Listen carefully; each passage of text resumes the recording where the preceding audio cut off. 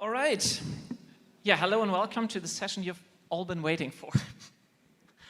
the whole day you've been waiting for this session.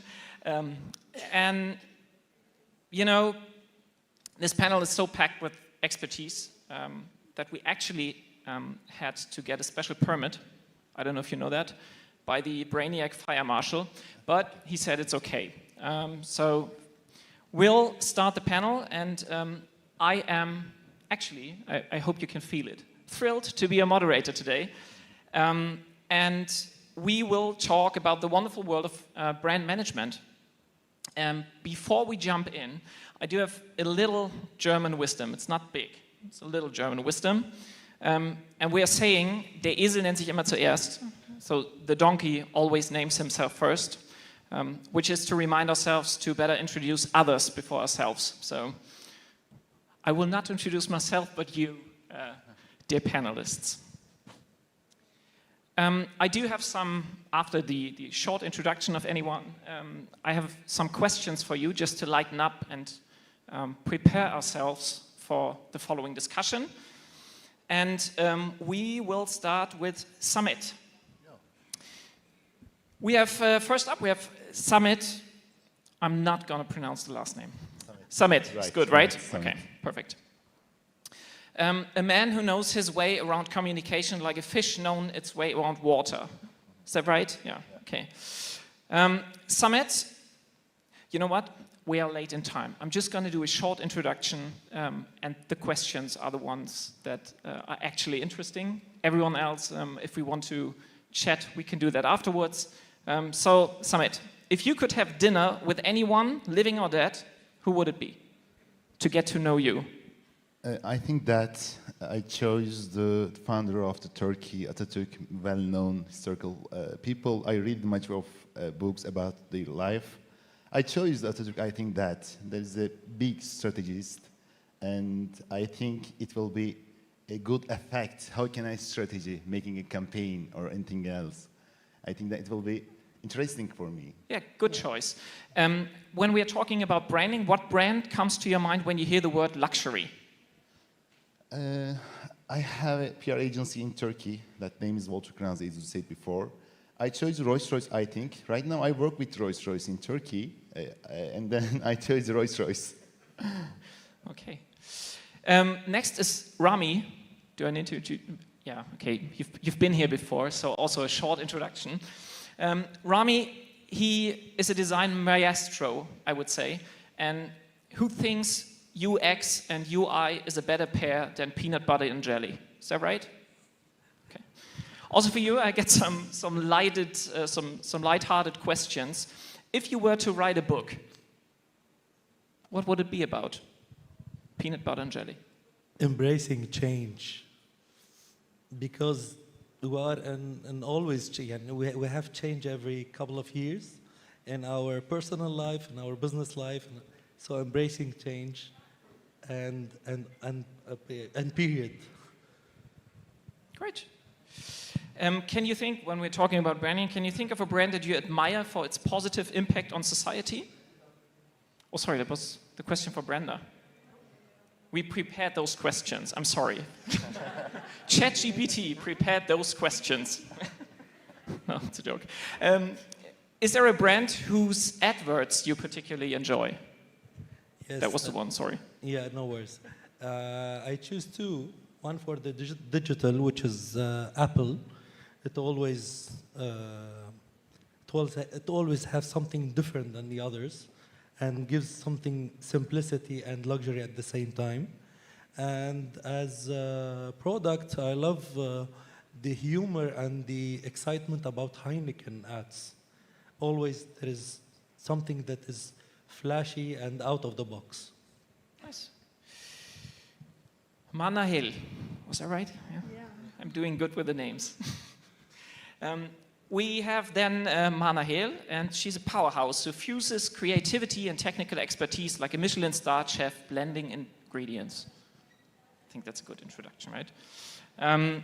Also, two questions for you. If you were to be a superhero, who would you be and why? First of all, thank you so much for having all of us here. It's Manahel Alkoor. I'm a VIOPO founder, and coming back to your question about, I would love to be a superwoman, a VIOPer, who's enabling, empowering, and humanizing businesses in the marketing field. That's why we're different. Can you think of a brand that you admire for its positive impact on society? Honestly speaking, it's an interesting question, and let's identify what's positive impact on a society. If we define that, it's to make people's life better, right? And from my point of view, and what's happening now in our country, which is Vision 2030, it's the transformation that makes our life better, okay? And it was initiated, of course, by our inspiring leader, which is our MBS, Mohammed bin Salman, His Royal Highness. So I'm being proud of being part of this transformation. And that's why I'm here, for enabling women in business and for opening opportunities and nationalizing talents. And of course, for the economical growth. Thank you. Brenda. Joining all of them is Brenda, and she has turned more publishing dreams into reality than any genie in a lamp. Is that right? Absolutely. That's what my authors tell me. Also, 2 questions for you. The first one is, what was your favorite TV show or cartoon growing up? So it was Snow White and the Seven Dwarfs, and if we had more time, I would go really deep with that one, because it gives you insight into what's going on in your subconscious mind. And just to say that I worked in education for 25 years and worked with special educational needs. If you think of Snow White and the Seven Dwarfs, I don't know if we're allowed to say that word these days, but that will give you some insight into the field that I work. And now within publishing, diversity, equality, and inclusion is what we're all about. Perfect. And if you could partner, you're the lucky one, if you could partner with a brand for a day, which one would it be? Oh, is the man still here? Fever. Did you love his talk earlier today? I loved it. I want to have a conversation, but I think he's left the building like Elvis. So, yeah, I definitely would like to partner with him. Fantastic the work he's doing. Perfect. Do you want a short introduction, or should I introduce myself? Okay, so okay this is Peter Gneuss. I think I've said his name correctly, and I love his story. I don't know much about his business, and I'm sure with time he would tell us. But he's got a military background in the Navy. Is that correct? And he uses what he learned there in branding and building a brand. And I would love to know more about that. But I don't know if that's a question I can ask you. But I didn't have your 2 questions. Peter, did you send me them? No, I don't. Okay, so tell us a wee bit about yourself then. Go on. Should I just recycle Go on, one of yours? Yeah, pick I just one. recycle one of yours. If you could be a superhero, what would it be and why? God damn it, I didn't prepare those. Okay, so if you could be a superhero, who would it be and why, Peter? Great question. Thank you, Brenda. Tony Stark. Why? Great looks. Batman? No, I really like my parents, so I can't do that. Okay, the second question I'm going to ask you, you've not got a choice. Anybody alive or dead, who would you like to have a meal with? It comes to my, Simon Sinek. That would be a good chat. Also about branding. Speaking of which, we will be talking about branding, and we set out to have a little bit of we do have questions that we can answer, but we do want to have a discussion, and a lively discussion, as you can imagine. And we do have 3 topics we want to look into. First is brand basics. Want to talk about what a brand is and what it means to have a good brand. Then also the impact of brands. And speaking of the impact of brands, how do brands behave or can prepare for crisis? Those are the 3 topics we want to talk about. If we are on time, smile as you do. If we are not on time, wave or just say, Peter, it's enough. Enough questions. Manahel, we talk about brand basics. What does brand even mean? So, what does brand mean, and how does a transformative brand even begin?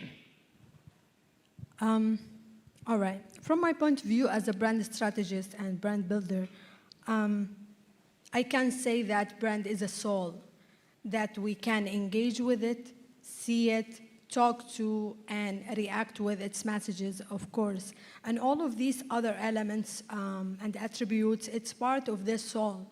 And of course, bumping with the heart of a clear vision that drive all the messaging through all the platforms for all the segmentation and the audience, of course. And transformative brands, I can briefly say that are the brands which starts with a vision, a clear vision. And this vision is supposed to be touching the pain points for the audience, aligned with the segmentation, of course, for each pain point. And Brenda, I'm sure you're building a lot of brands. What are surprising elements when building those brands? So I've got to say, sister, yes, because we do books with soul, and a brand should begin with your soul. It's not in your head. It can be heart-led. It's definitely in your soul. So where we start, we don't start anything to do with writing. We start with values. Values drive us, and values are deep within the very essence of who you are. So getting to your values, a lot of people, if you ask them, and I'm talking about working with entrepreneurs as well, and as well as startups, they're not conscious of what their values are. So, but by the time we do the exercise around values, they are wowed with what their value is. So one client, for example, he'd been in the police force for 40 years, very macho and all of that, came to me with a book called Broken Arrow. We changed it. But he realized after this exercise that he's driven by love. He nearly fell off his seat. And this is a transformation that we create. So definitely you need to know as a brand, who are you, what you stand for and what you stand against. Because a brand's all about that relationship, isn't it, between the brand and the client. So therefore, knowing your values. And that leads into vision, mission. And Simon Sinek comes into that with his 5 whys, of course. And the next surprising thing is it's all about how do you get your message across, and that's through storytelling. So of course, before we write a word, we've got to do something called the golden thread. And in the golden thread, you find out what is the learning, not what the highs and lows of your life. Yes, we have to identify them, but the most important thing for everybody in this room is you've been through whatever, you've achieved great heights, but what did you learn about it? Because that is how you then create your story. You create personal story, universal story, metaphor. We use all of these elements of storytelling to help build that relationship. So you need to know who you are. You need to know what stories you're going to tell. But more important, we talked about brand, audience, ideal client, whatever words you want to use. So it's important to know inside and out intimately who are you, who's your target market, who are you trying to attract. Now, I've heard a lot about pain point today, but I'm going to show you why I'm different. I don't want to know about pain. I want to know what you want. You don't want the pain, but what do you want? And when you change that mindset and you look at positivity and you raise the energy and your vibrancy and you look at your words and you look at what you want, then you've got great stories to help people do that. So, yeah, 3 elements for me. Yeah, and Samet, you're also not only Rolls-Royce, obviously you're not only working with Rolls-Royce, but the, let's say, other end of the spectrum with non-profits. They also have brands. How are they different from, let's say, normal brands or profit-oriented brands? The answer is very basic, actually. All here are marketers, marketing professionals. Non-profit brands focus on the social benefits, actually. On the other side, the brands focus on directly financial benefits. And also, I want to explain to our works using the case studies in Turkey. 4 months ago, we experienced the earthquake in Turkey. You know, the earthquake in Turkey is very bad mood. And Ahbap is the well-known NGOs in Turkey. It's a very hard time for us to non-profits brands they want to take the grants, they want to take the donations from the people and other people and outside people, and it will be very hard for us. It's very basic, actually. The answer is the focus on different sides, but I will explain it more detailed and after your question. Exactly, but follow up. Just is there a difference? So you just said there is a difference in the maybe in the what, but in the why and in the how, or in the brand building, is there a difference? So do you conquer building a non-profit brand other than building a profit brand? Yeah, actually, profit brand focus on your target audience directly using the marketing tools. But non-profit brands, if they brands explaining the profitable things, it will be harsh for these brands.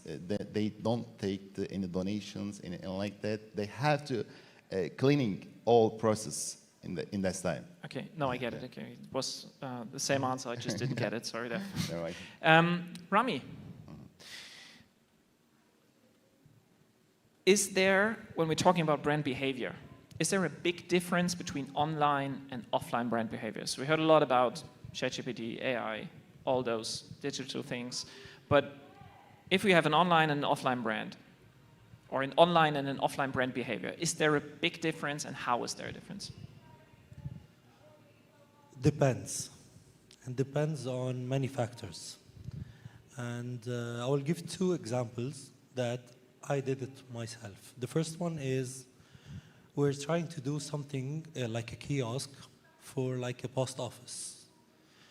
During the years, the post office hasn't much enhanced the behavior. Usually it was going to the post office, put a mail, put the address, and receive it. And then they have extended to have it like more PO box features, more like different way, different. Is it a cargo or is it a something very small? And then comes the emails. So at least in my country, they have created a kiosk, and we like to do the experience of something to put money or put envelopes or put it in something with a screen. Depending on user interviews, the main problem was an age. The age was an obstacle. When you go from an old to a young user, the more you're old, you fear the screen. And not fear like I'm afraid of the screen, but like you feel like you don't know how to use it. You feel like if I don't use it correctly, I will make it, it will stop, it will do something that is not, and he will be humiliated in front of a crowd if someone is behind him. So he didn't have the chance, this old man, to do it in a regular way. So back to the question, online versus offline. If he's online, he's more relaxed. Even if he has online another job, which is in e-commerce. Depending on some statistics, if you are so young, you can buy maybe from a watch, from a sentence you say. If you are older, you can buy from a mobile app. If you are older, you can buy from a laptop. I need to see on a big screen to see the pictures. I need to read how much should I pay, how much, when it will arrive in details. Then I will click on I will buy. So online and offline behavior, depending mainly, this is our short experience, depending on the age, it will come closer at the end. If they are millennials or Gen Z, it will be way more, there's no distance. So after we talked about behavior, there is also the need, and we had some discussions and also keynotes about different platforms or different vehicles to talk about the brand or the product. And Brenda, you have to maintain brand consistency over different platforms, obviously. But how do you do it? How do you do it on social media? How do you do it? So consistency, brilliant word. Use it all the time, every day, be consistent. So let's go back to what I said in the beginning. When you know your values and when you do the 9 elements of the brand strategy that I do with my authors, you then have a 1-page document with everything that you need to remember about who you are, your brand, your audience, brand voice, brand identity, brand personality, all of these elements. So by the time you've gone through all those journeys and you get to the one place, you then know exactly what your messaging is going to be. We've already heard today about different channels. So what you might say on LinkedIn, that's a platform I use a lot, will be different to what we say on Twitter, what we say on Instagram, what we're doing in our videos. But the messaging is the same, the phraseology is the same, the tone is the same. So you have the consistency of different elements, but you tweak it to suit the different platforms that you're on. But you have to maintain the message and do it consistently. Rami, back to you. Actually, pretty much the same question. So we have to be consistent over platforms. Okay, consistency, great. How do you prepare brands, big brands, small brands, to do so? Okay. Back to the digital part or the omni-channel part. And there is a confusion between the brand, which has a branding tone of voice, which is very consistent, as said Brenda, very consistent, has a personality, has a soul. But when it comes to digital brands, each, let's say, each app or each platform has a different tone of voice. They are all related to the same family. But each one is like siblings. They are from the same family, but this one is, let's say, it's different of characterization of personality. When it comes, for example, from an admin console or something which is too techy, mostly the IT people or the people in technology will use it. So I should speak their tone of voice, their characteristic, but in relation to the main brand guidelines. If I will speak to the, let's say a nursery app or a school app, if I want to speak to the parents app, which is an application, which is a sub-brand of the main, I should speak to them as parents, as grown-ups, as what to do, and speak like they are the owner of this product. But if I have something, let's say for the students, I speak. It's very specific, but again, same family, but different characteristics. And from a practical point of view, on what are you relying? Is there a brand book involved, guidelines, SOPs, okay. whatnot? What is your go-to? Mainly, we start by user interviews. We get as much as we can from different personas. We get those users. we do lots and lots of discussion, alone first, and then as a focus group. Because when you speak alone to someone, he can say many things, and everything is written. And what he said is not what he does. And then when it goes to focus group, and especially when a focus group should not be really big, maybe maximum of 8 people.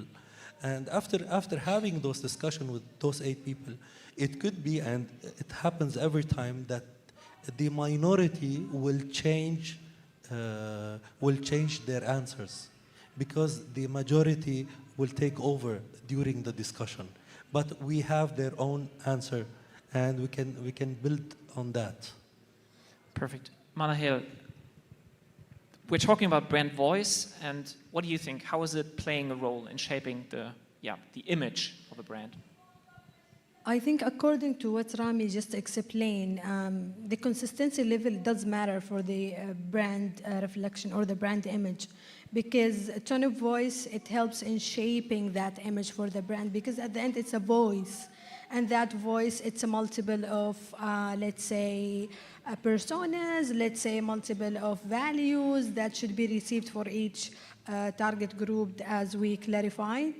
So it's playing an effective role to be remembered in the customer minds, and to be meaningful to touch them, because at the end the key indication for this is the empathy. So it should be indicated with consistency level, of course. And same question regarding the practical advice. How do you do it day to day to keep that brand voice within the company, within every social media post? How do you do it? There are 3 indications for that, or external factors, okay? The most important thing that we aligned this messaging with the pain points of each segment to keep the consistency level for the tone of voice and the persona, of course. And the second thing, which is the belief. Once you believe in the brand, whatever messaging they deliver, because you believe you will perceive an impactful, positive reflection about the brand itself. And the third thing, which is, again, belief. Belief. Yeah, belief is strong. And also, like, the human touch is an element that I think a lot of brands are trying to implement in their messaging, and we heard some keynotes and speakers talk about that with user-generated content, but also, maybe also celebrities that are endorsing your product or brand or whatever. Exactly. And Samet, I was wondering, how can brands use celebrities, even celebrities, in the brand management, in the consistency of brand voice? Yeah. Can I ask you a question here? Is there anybody watching the Turkish series?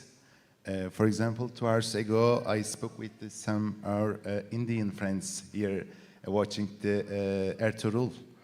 Yeah, Ertuğrul is well known here. And then, is there anybody from the Asian side watching Turkish series? Yeah, hands up maybe. Yeah, Ertuğrul, yeah. Yeah, we work with the PR, have some of the subcategories like influencer management, celebrity management. We work with on the PR side. We are here the marketing conference. We read on the university, the PR support the marketing side every time. We want to create the PR value for sustainable purpose. And then right now we work with the many celebrities in Turkey. There are well-known celebrities actually all over the world watching the Turkish series right now. Russian, Indonesia, Malaysia, and Arabian countries watching the Turkish series. And we are using these celebrities for our global brands. Firstly, brands perception is the first thing, I think. The celebrity management, celebrity usage, it's support the brand sides, the perception of these brands. And then, for example, there are peoples don't use the social media watching the TV series, watching the TV film. If you see these ads on the using the, for celebrities this ads or products or service. It's supported from your marketing process. It's the second, I think. There are much more sub answer to my side, but I think that it's time's closing up. No, we're good. Okay. 23 minutes. You're Yeah. smiling. Everything's fine. Okay. We spoke Turkish series. Yeah, celebrity management Yeah, is a word celebrity management, yeah. I think I use more often now. Yeah. It's a good word. Thank you. Is it? I mean, I don't have experience with big influencer management, but maybe you with celebrity. Is it? What are the challenges when dealing with celebrities and aligning them with your brand? Actually, the actor and cinema is not hard for us, but in the football side, it's very hard. All of the footballers take the, much more money, $1 million, contacted the football club. But if you use the brands, for example, we say, hey, boys, we want to take the 4 posts on stories. They say that it's my budget. We want to take the $500,000 like that. It's very hard. And also, it's differentiate the category by category, actually. If we use the lifestyles celebrity or influencers, it's very easy for us because they know how they work with the brands. But if you work the singers, if you work the footballers, it's very hard for the brands and agencies. Is it harder with profit brands than with non-profit? So is there a difference? Yeah, there is very So big celebrities are differences. easier Yeah. when it's non-profit, right? Yeah. Okay. Yeah. Okay. So let's talk crisis. We haven't had enough of that in the last years. So let's talk crisis. Manahel, can you prepare a brand for crisis? And if so, how? That would be the... Yeah. Absolutely, absolutely. Crisis management for the branding, it's very important, and I can notice most of the brand strategists, they don't consider this part, honestly speaking, especially on the offline communication.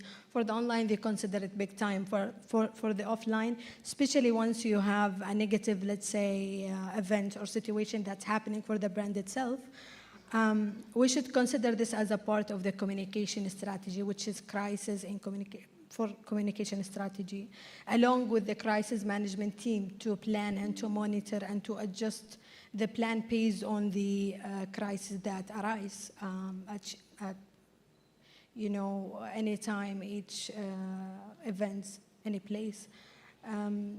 Yeah, because the reputation of the brand, it does matter. But at the end, it's a perception about the brand itself. So once we are raising this visibility and this reputation, it's very hard that we're losing this, win for the brand just because of an event. So we have a big role to strategize that in the communication strategy to be part of the strategy.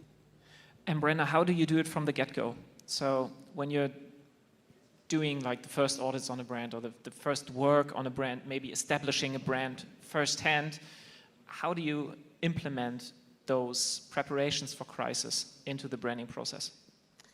So I rely on my experience within education, and everything's got yin and yang. So as well as looking to all the positive, you've got to look at each person, each brand, each author, each business, and think, well, what are the challenges that you might face?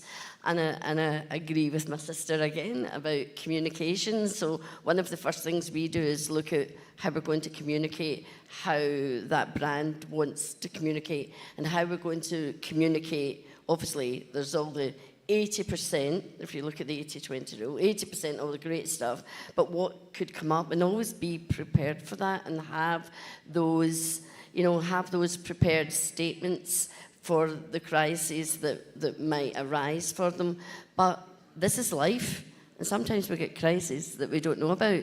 But again, it's about that strategy. It's knowing the elements that you need to put in to avoid it, and just get very good at political arguments and don't say anything that's going to be incriminating. So there you go. Any practical tips? So do you have like a method or something? I'm a very intuitive worker as well as having processes. So it's making sure that the process is there, like I began to explain. So therefore, if you've got, I talk about structure, systems and strategy, which is the 3 S's of success. So if you build it on that, and if you incorporate the different elements like the communication strategy, looking at what was positive but what was at the other side, and then make sure it's all part of that plan, then that's it. 3 S's of success: structure, system, and strategy. I feel like it's a good way to make like a worst case. To talk about the worst case, and if you have a project, I mean, if you really are at the groundworks with brand building, then of course it's way harder. But if you're on a project, for me at least, the worst case and talking about the worst case mostly is a good method. But I feel you, because I mean, you can't predict the crisis; you just can prepare for crises in general. So. Yeah. Rami, do you think that that good brands and not so good brands come out in crisis? So are good brands, let's put it that way, is there a difference between good and bad brands in crisis, and if so, how so? It's not about good and bad. It's about how much is deep or big the crisis, and how much trust and how much confidence this brand has been giving its loyal customers over long years. But this even differ between let's say FMCG or let's say grabbable or tangible product and digital product. Let's say you go to a coffee shop and ask for a coffee, and if this coffee is not good, what will you do? Okay? Make better coffee. Make better coffee. Depending on this coffee shop, if this coffee shop has few weeks old, you will go away. If it has 1 year old or 2 years old, if it has good reputation, you will ask maybe the waiter or someone to change it for you or to add something. If it's without advertising Starbucks, you will blame the team and not blame the brand, because it's the brand experience, the power of the brand experience who excels, who is very strong. But versus the online, it's more fatal in online. Online, if you are too young and let's say you downloaded an app and it crashes twice, you will delete it. You will delete it. It's fatal. And this is not good, especially for how do I say it? If I have an app and I do a soft launch, and this app, please don't go to early adopters, because they will say it's good, it's excellent. You need real people to know to have this app or this application or this platform, whatever, to have this brand is well mature. This brand is well thought of. The navigation is easy. It's easy to understand. So after that, if it has some crisis, going back to the question, they will have a buffer. You should have a superior, so professional customer support team. The only thing that will save the online brands is the support team. Support team by emails, by chat, by calls, but because there is no person to person. Because if you are in a coffee shop, as I said, or you are in a restaurant, you can talk to the manager, you can talk to the waiter, you can talk to... There you cannot talk to anyone, and especially depending on the personality of the user. Some people don't want to talk to anyone. They just go and go away to the competitor and to the nearest competitor. Thanks.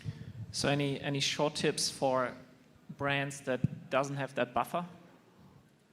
So in the first stages of a startup, how can you implement measures or policies to prevent those actually fatal experiences? Yes. At first, what is the...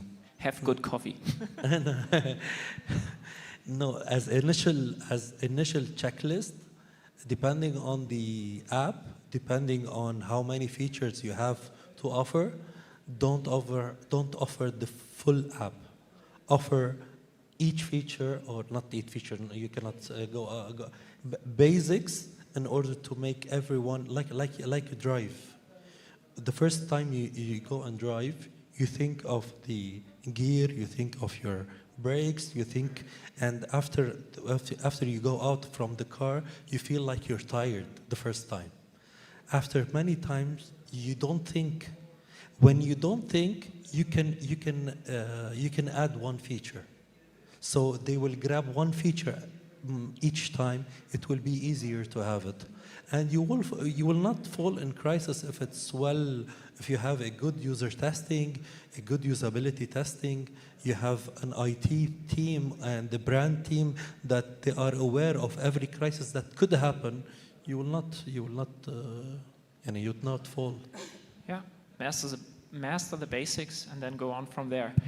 Okay, we are back in crisis, like something that unfortunately happened in Turkey. How can the brand itself, but also agencies, can help with this crisis mode for brands? As I said before, we work with the VIOPO organization. VIOPO is the well-known NGO in Turkey about the sustainable project, earthquake project like that. Before the earthquake, 3 months ago, we started with VIOPO. That's the very big challenge for us in the earthquake term. We created the crisis plan in Turkey about on the communication side, what we spoke, which platform we use, if it's a crisis happen, which spoke. Like there are many subcategories on the other side of crisis plan. And we explained the brand's clear message to audience. Publics and influence and people want to give the donation, this NGO. It is the first side, the crisis side, in the NGO side. On the other hand, we have 7 or 8 which runs crypto exchange. In Turkey, 7 or 8 brands we have. We manage the whole communication process. In Turkey, we created firstly the opening the donation using the crypto. This is the first thing in that time. We collect the government side and NGO side, and brands want to make a donation using crypto.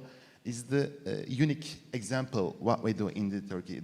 I think that $3.5 million we take the whole over the world, not using our brands, using crypto. It is the actual well-known case study in Turkey right now. Amazing. Yeah, we had quite the journey, I would say, and the journey is coming to an end. Not quite. I think we can conclude that branding in general is do good and talk about it. Yeah, okay, we can do about that. And as we conclude this panel, the questions, I want to express my sincere thanks to everyone. So that was really nice. Thank you very much. And I think we can have a little applause for everyone. So thank you very much. Thanks.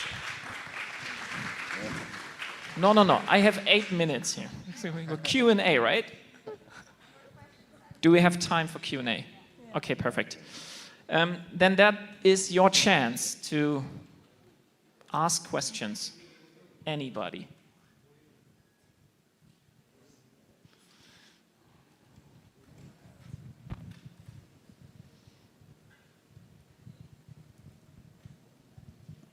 Thank you for the speakers for all the knowledge that has been given to us.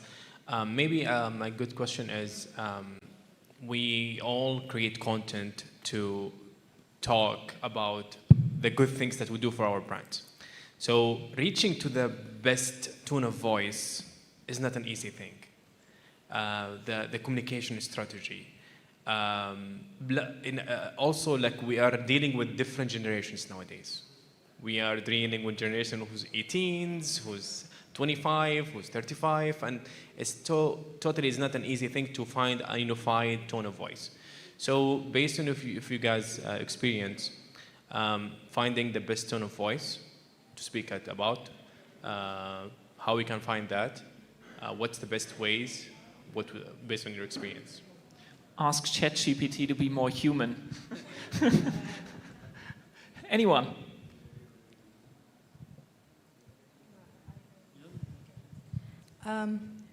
First of all, thank you for designing the tone of voice for each segment.